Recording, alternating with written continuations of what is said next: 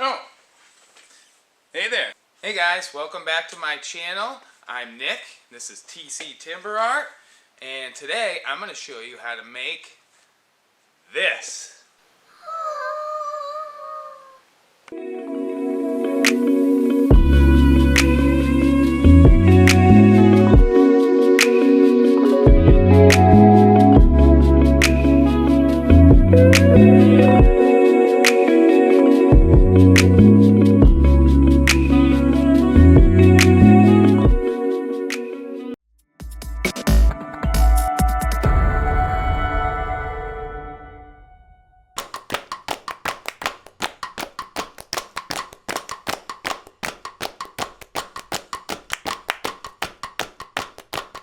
I'd like to give a special thank you to Black Forest Sawmill for sponsoring the wood for this build. He sent me some walnut and some curly maple. Thank you, Sean. You guys should go check him out. He's got a website, he ships, and he's always running that sawmill, and he's slapping up all kinds of goodies. And I'll leave a link to Sean's website at Black Forest Sawmill down in the description, so you guys can go check him out. And we'll slide on into a nice wood milling montage.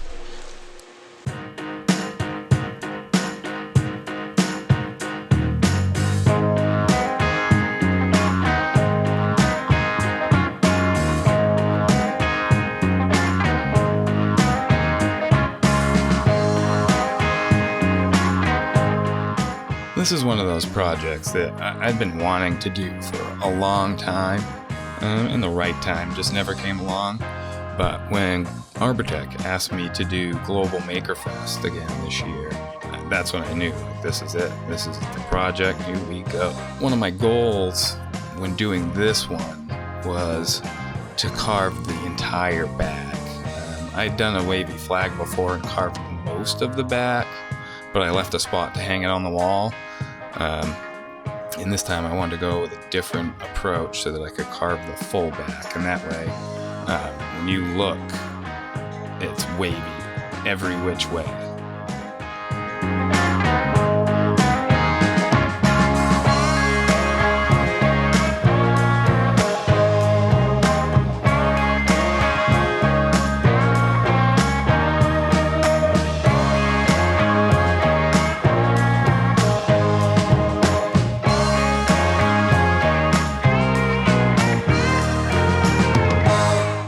Big thanks again to Arbortech for putting on Global MakerFest.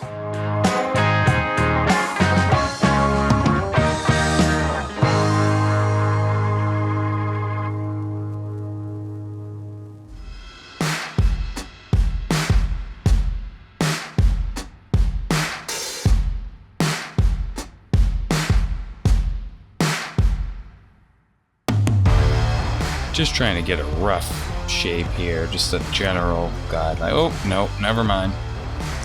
Let's try again.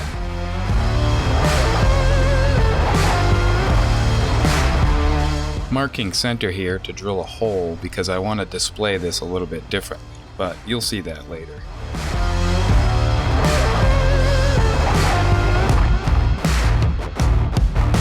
Just darkening up these lines a little bit so I can see it better.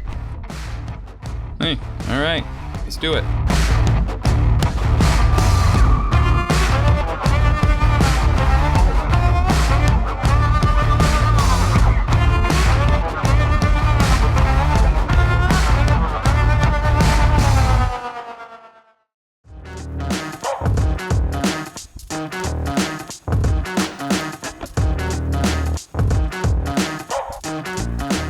All right, the gang's all here. Let's talk some tools.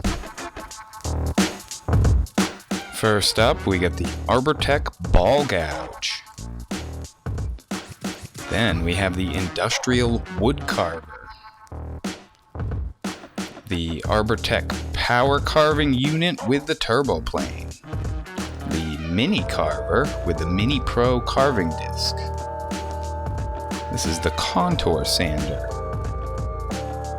And then we have the mini turbo plane, and this actually has a sanding attachment on it at the moment, which makes it an aggressive direct drive sander, but that's the blade that comes with it. And this is the brand new precision carving system. Really excited to have some smaller tools in the lineup now. Comes with a mini ball gouge, a flat cutter, and then you've got this sanding attachment. And just a closer view, here's the adapter that goes on your 5/8 arbor, and then these smaller attachments screw into the adapter.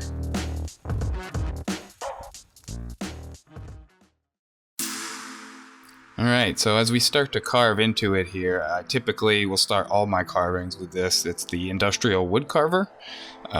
There's carbide cutters on the outside. They are replaceable, but you can also loosen a set screw and rotate them to get a fresh edge. But this tool cuts on edge, so you see how I'm using it here and kind of doing sweeping motions or cutting in with the edge. That's how you want to operate this tool. And I feel that I should mention that safety is your responsibility, and while I don't have the blade guard on my grinder while I'm using this tool, I'm also very experienced using it. So just remember to be safe, folks.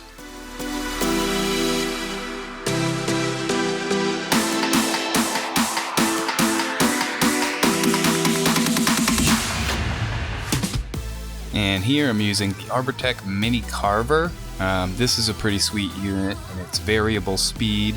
I've got the Mini Pro disc on it right now, which, much like the industrial wood carver, it has carbide tip blades that can be replaced or rotated. But what's really cool with this one is not only is it smaller, so you can get into some cooler angles, but you can cut on edge as well as on the face with this tool.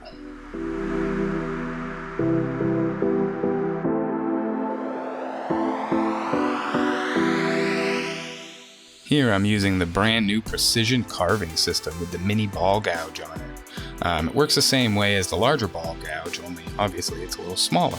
The right side of the tool is the cutting edge. If you see the way I'm dragging it along here, you can't use it perpendicular to the wood. Now I'm using the Arbortech Power Carving Unit, which is their variable speed grinder. There's also some dust collection and a couple other attachments, but right now I'm using it with the turbo plane, which most of you are familiar with, but this tool only cuts on the face. It won't cut on edge. You can still be aggressive and hog out a lot of material with it, but you can also finesse with it and really get some smooth surfaces right off the tool. And since I wanted to carve the entire back of this piece and mimic the front, it's basically what I call carving blind, because you can't see the front. And I wanted to minimize the risk of carving through the front, so I decided to kind of make myself some reference lines all around the edge just to make sure I don't carve it too deep.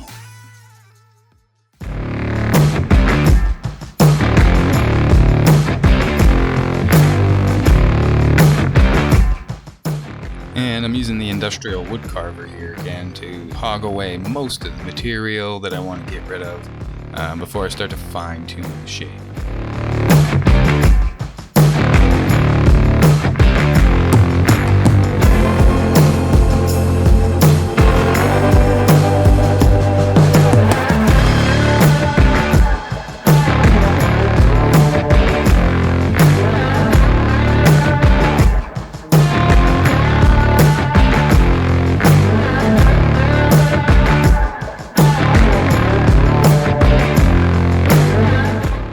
So I've got the ball gouge going here, but something I want to talk about with this tool was technique.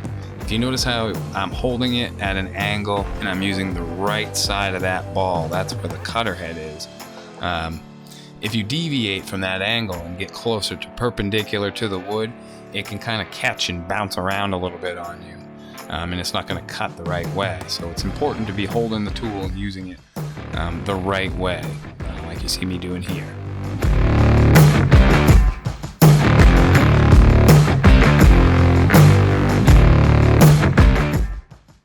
Guys, so I'm pretty happy with the rough shape so far, both front and back, but as the material is getting thinner, I've got to be a little bit more careful now and take my time. So I'm going to start making some marks, both on the front and back.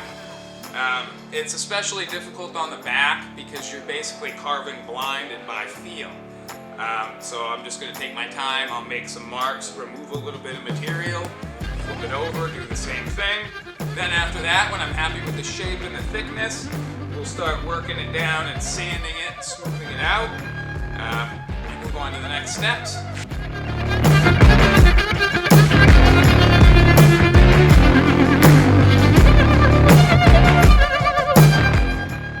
And this is just a good old-fashioned feel and draw.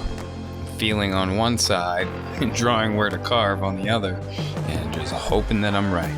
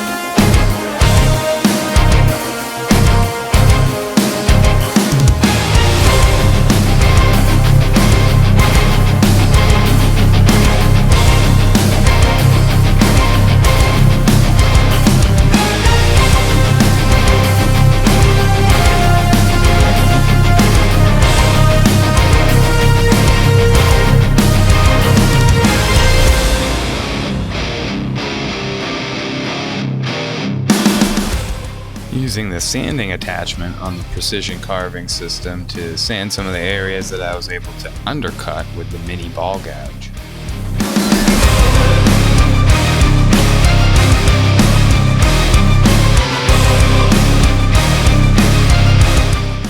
So I've got the mini turbo here with the sanding attachment on it. It's a direct drive, more aggressive sander.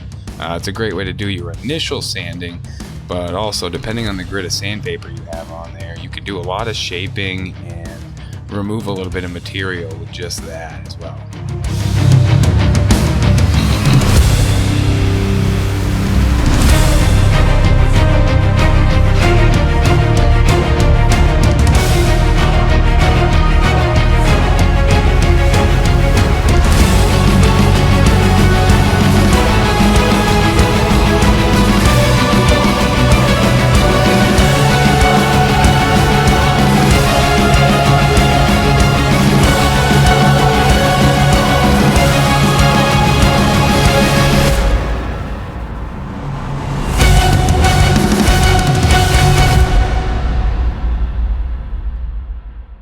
I used the PCS for a lot of the sanding, but I still needed the Dremel for the smaller details.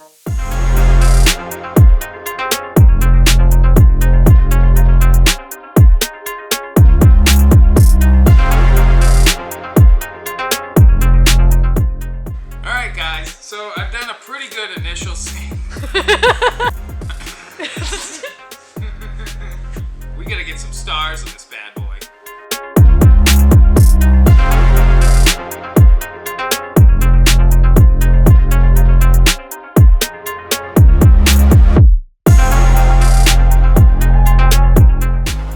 While I had a template with the right size for the stars, you can imagine how difficult this was.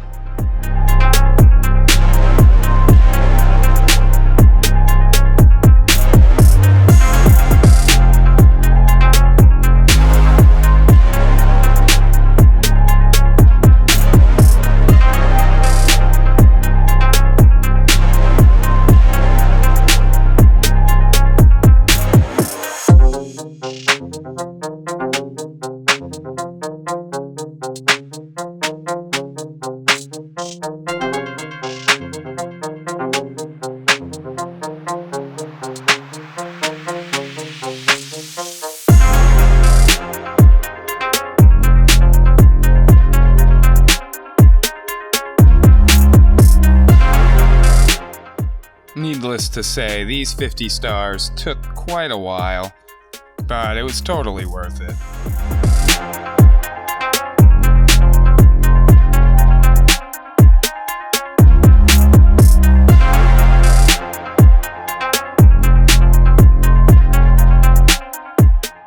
Now that all the stars are done, it's time to start finish sanding this, and I've got the Arbortech contour sander here. It's a random orbit sander with a flexible head, allows you to get in all kinds of different areas, curved surfaces.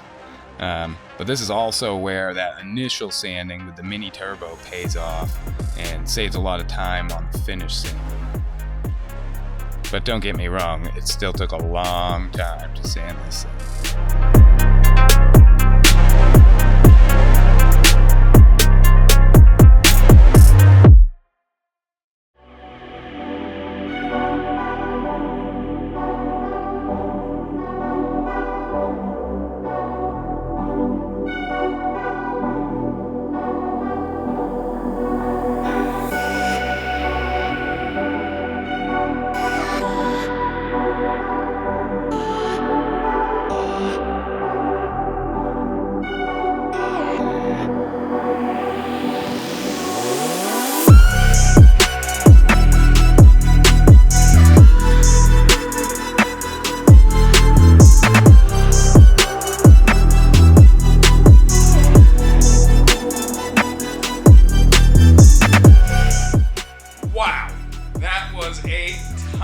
Sanding, but we're there.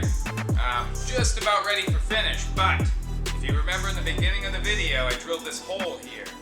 I put it dead center in the flag and I've carved around it, and that's going to be for a stem that comes out of a base to hold the flag up like this, and that way you'll be able to turn it and look at the flag whichever way you want. Not only that, instead of hanging on the wall, even if you display it on a shelf and somebody looks at it sideways, they'll be able to see that it's been carved all the way and it's a true wavy flag.